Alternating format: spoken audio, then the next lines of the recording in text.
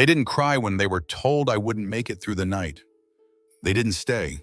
They walked out of the hospital, looked the doctor in the eye, and said, "He's not our real son. We owe him nothing." My name is Nathan Quinn. I'm 29 years old, and the only reason I'm alive to tell this story is because someone else chose to care when my parents didn't. From the outside, the Quinn family was flawless. Richard and Carol Quinn, successful, respected, polished, a house with trimmed hedges, holiday cards sent out like clockwork, a golden retriever named Max, and Aaron was the heir to it all, the surgeon's son, the one everyone pointed to when they spoke about success. I was the other one, adopted when I was just a few weeks old. I was raised under the same roof but never felt like I stood on the same ground. I was quiet, curious, a child who found wonder in building machines and drawing diagrams. I studied hard, stayed out of trouble, and brought home good grades not for applause, but out of the desperate hope it might earn me their eyes. But Aaron always shone brighter. And when I came out at 18, the light they offered me went cold. There were no screams, no slurs, just silence. A silence that filled every room like fog, that pressed against my skin until I stopped expecting warmth. From that moment on, I was tolerated, not loved, allowed to sit at the table, but never invited to belong at it. The only one who ever saw me fully was Evelyn Quinn, my grandmother, in every way that mattered. She read poetry with me when I was little, listened when I spoke about my dreams, when I built my own tech startup to help nonverbal trauma patients communicate again. She said, "Nathan, you're not just brilliant, you're kind. That's rarer than you think." She called me her child of heart. I didn't know she'd rewritten her will until it was too late. She had quietly left everything to me, her home, her trust, her savings. Her words were clear. Nathan is the only one who loved without asking for anything in return. Then came the accident. A careless driver ran a red light. My car folded around me like paper.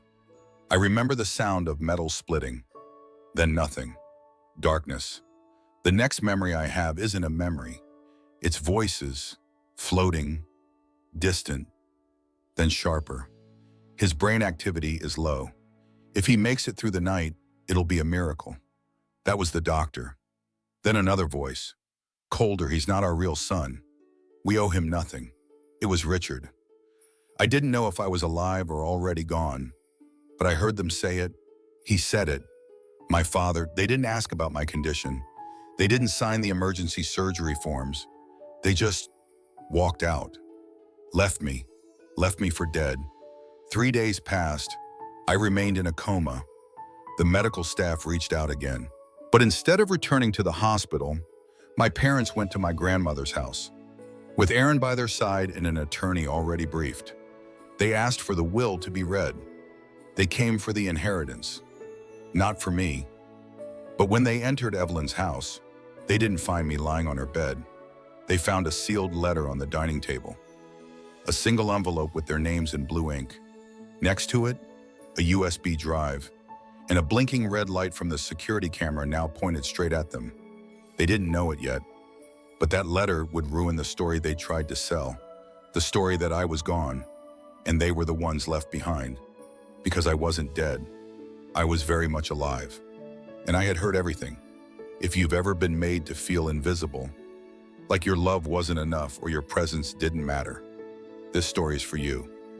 Subscribe to Heart Story and follow Nathan's journey, because some truths speak louder than silence, and some letters rewrite everything. It wasn't a dream. It wasn't even a memory. It was sound, floating through the darkness, too sharp to be imagined. Voices leaking through the cracks of unconsciousness, slicing through the quiet like needles. I'm sorry, but without consent, we can't operate. That was the doctor, calm, firm. Then came the response, a voice Nathan had known his entire life, now cold and clipped, without hesitation. He's not our biological son. We won't be responsible. Then Carol, quieter but somehow more cutting. We've done our part. There's nothing else to discuss. Nathan couldn't move, couldn't speak, but something in him screamed. More words followed, ones he would replay later over and over again in the quiet of recovery. Isn't there some state fund or charity for people like him? Richard's tone wasn't curious. It was dismissive, contaminated with disgust. People like him, gay, chosen, unwanted. Nathan lay there, silent beneath machines, keeping his body alive, but fully awake inside the cage of his own mind, and he heard everything. They didn't hesitate, didn't cry, didn't even ask about his condition. They simply signed nothing and walked away. If fate had followed their will, that would have been the end. But someone else stepped forward.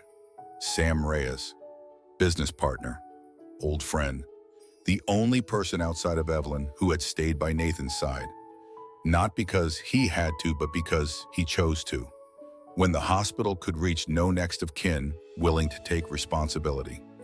Sam arrived without fanfare. No hesitation.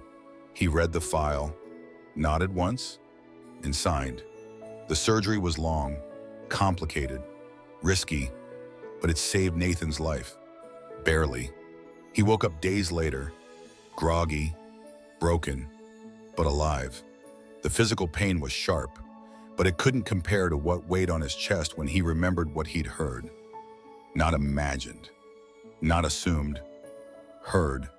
There was no confusion. No gray area. His parents had made their choice, and now they were making another. Still recovering, his voice weak, one arm still partially immobile, Nathan learned what had happened after they left the hospital. Not only had they failed to check in on him, they hadn't returned. Not to the ICU, not to the nurse's station, not even for a phone call. Instead, they had gone straight to Evelyn's house. With Aaron and a lawyer in tow, they knew Evelyn's assets were substantial property, trusts, investments, and they wanted it all. But there was a problem. Evelyn's will had named Nathan, and only Nathan, as the sole beneficiary, so they pivoted, filed a preliminary petition questioning Nathan's mental capacity, cited the brain trauma, claimed he wouldn't be able to manage the estate, that he needed guardianship, supervision, protection from himself. When Sam told him this, Nathan didn't speak for a long time. He simply stared at the ceiling, the soft beep of the monitor, the only thing breaking the silence. Then he whispered, hoarse but clear, "I want every record, every camera, every name." He started writing, slowly, painfully. Notes on conversations, exact words, dates and times. When he was strong enough to sit up, he requested footage, hospital security logs, audio transcripts, legal forms. He didn't ask for revenge. He asked for facts. He wasn't angry, not in the way they'd expect. He was something colder. Still, like the quiet pressure right before a storm, this time they wouldn't erase him. He would make sure the world heard what he had heard. The house smelled like lavender and lemon polish, just like Evelyn liked it. But she wasn't there to greet them this time. No warm hugs, no teacups waiting, just silence. A silence that unnerved even Richard, though he didn't show it. Carol walked in first, her eyes scanning the familiar hallway like a guest instead of a daughter-in-law. Aaron followed, still clutching the manila folder he'd brought from the lawyer's office. They hadn't called ahead. They still had a copy of the old key. What they didn't know was that the locks had been changed, that the cameras inside the house were new, that Nathan had been home for a full week. The house hadn't changed much. Photos still lined the walls, Evelyn in her garden, Evelyn with her bridge club, Evelyn with Aaron at his white coat ceremony. There were none of Nathan. Not on the walls, not in the albums, as if he had only ever been a visitor. They made their way to the dining room, expecting to begin inventory artwork, jewelry, antiques. They didn't expect to find something waiting for them. On the polished walnut table sat a single envelope, and next to it, a small silver USB drive. The envelope was addressed in Nathan's handwriting to Richard and Carol. "This is what you left behind." Carol touched it first. hesitating. The envelope was thick, multiple pages inside. She slid the papers out and unfolded them. Nathan had written it all by hand. Every sentence was clean, controlled, and devastating.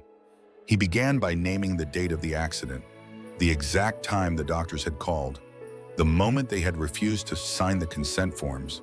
He recounted, in painful clarity, the conversation he had overheard while unconscious. Your words were not lost in the silence. I heard you, every syllable, every breath. When you said I wasn't your real son, I felt myself begin to disappear. But something held me. Someone stayed. Not you, not Aaron, a friend who didn't share blood, but shared humanity. He detailed how Sam Reyes, his longtime friend and business partner, had stepped forward to authorize emergency surgery, how the operation had saved his life, how the doctors had been stunned by the indifference of two people listed as next of kin. You said I wasn't really yours, but you lived off the idea of being good parents, of being generous, of being admired. So let me return the favor. Let me give you something as honest as the day you left me to die. He included a transcript of everything they had said to the medical team, words recorded by hospital security footage, now backed up on the USB. But Nathan didn't stop there. He listed the assets Evelyn had left him, legal proof that he was, as she had written, the sole beneficiary, due to his heart. He included a copy of her handwritten codicil, the one they had never seen, the one written after her last visit to the hospital, when she'd seen how Nathan cared for patients who had no voice of their own. He wrote, plainly you came for the money, but found only your reflection. And it is not kind. And still he ended without malice. His final paragraph wasn't an accusation, it was a release. I forgive you, not because you deserve it, but because I do. I no longer need to be your son. I am whole without you. The letter didn't burn with rage. It didn't scream. It told the truth with the weight of everything that had been buried. Aaron stood frozen. He hadn't touched the paper, hadn't opened the USB. He just stared at his parents, their faces pale and still, as if finally confronted by a version of Nathan they couldn't ignore. Not the quiet boy in the corner, not the shadow in their family portraits, but a man who had lived, nearly died, and survived without their permission. No lawyers, no confrontation, just the truth, handwritten and left for them to face, alone. Aaron had always believed the silence was love in another form. That quiet meant peace, that his parents' refusal to praise Nathan wasn't neglect, just restraint. They had raised him to think that being first, being best, was the only way to be seen. And Nathan, though kind, though brilliant, had always come second. But that letter, Nathan's letter, didn't scream for attention. It didn't ask to be chosen. It just showed them exactly who they had ignored. After reading it, Aaron didn't go home with his parents. He sat alone in the car, the paper still in his hand. His name never mentioned, not once, because in all the chaos, all the betrayal, he hadn't been cruel, but he also hadn't been anything at all. He had been silent. 4 years had passed since he last spoke to Nathan. Not out of malice, just the slow erosion of effort, missed birthdays, skipped holidays, the quiet ease of letting someone fade until they were no longer part of your world. He hadn't visited when Nathan launched his startup. He hadn't written when Evelyn passed.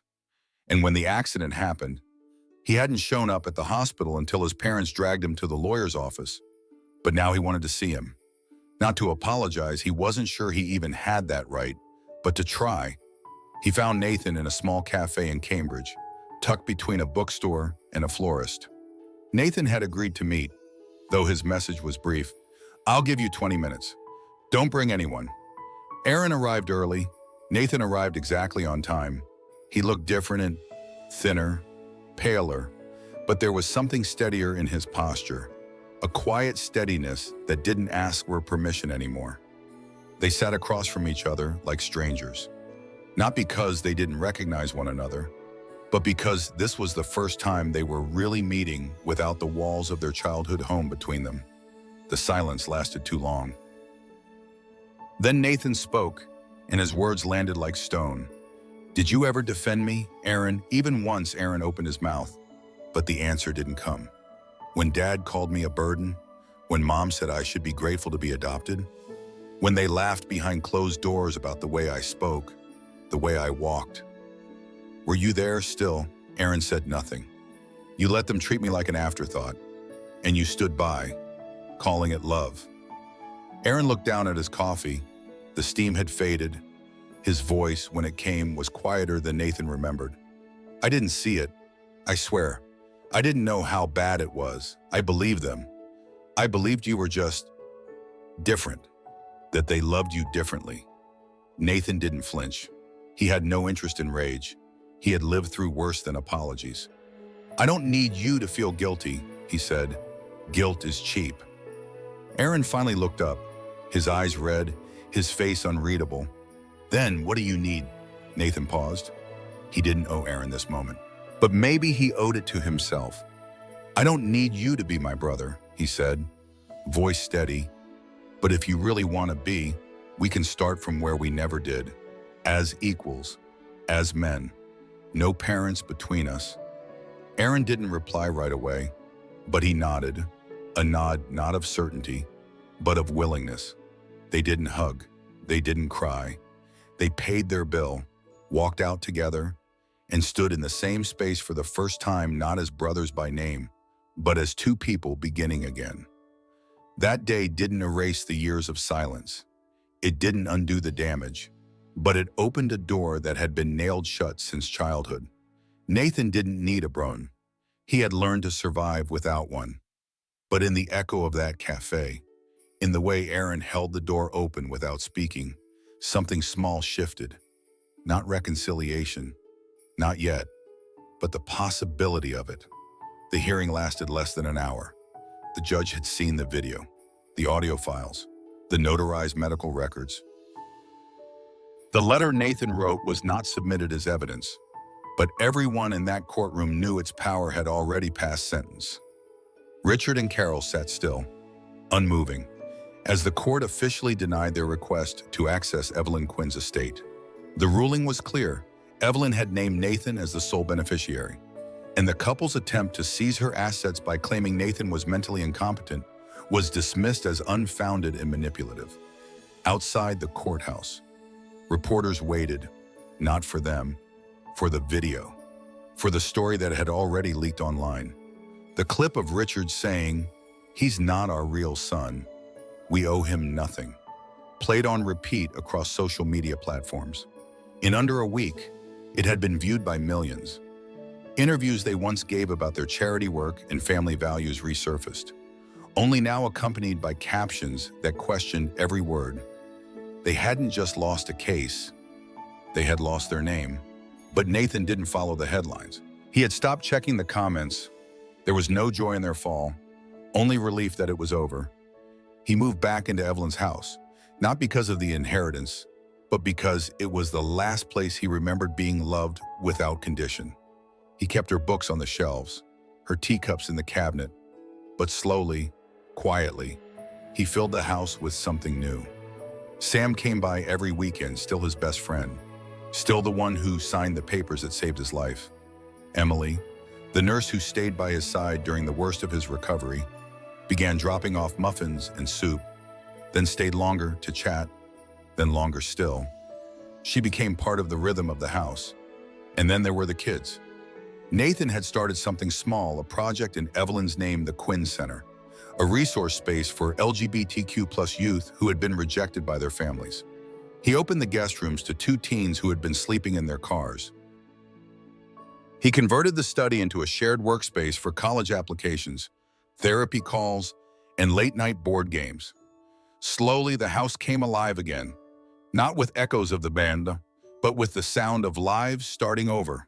Aaron visited now, not often, but when he came, he brought groceries, stayed for dinner, sometimes helped Sam fix the leaky window in the den. He never asked for anything. He never spoke about the will. He never defended his parents. And Nathan never asked him to. One evening in early fall, the leaves outside golden and still. Nathan sat on the front porch with a blanket wrapped around his shoulders. Inside, laughter drifted from the kitchen. Sam was making his famous grilled cheese. Emily was trying to stop one of the kids from stealing marshmallows before dinner. Aaron was setting the table without being asked. Nathan closed his eyes for a moment and let the warmth sink in. He had once believed that family was something you had to be born into, that love had to be earned, that silence was safer than asking to be seen. But now, in the soft hum of chosen voices, in the quiet peace of being enough, he finally knew better. They didn't choose him, but he had chosen himself. And that was everything. Have you ever found peace in someone unexpected, or built your own version of family from the pieces others left behind? Tell us in the comments below. We'd love to hear your story. And if Nathan's journey moved you, don't forget to like, subscribe, and follow Heart Story for more powerful, healing stories like this. Because sometimes, the family we build is stronger than the one we lost.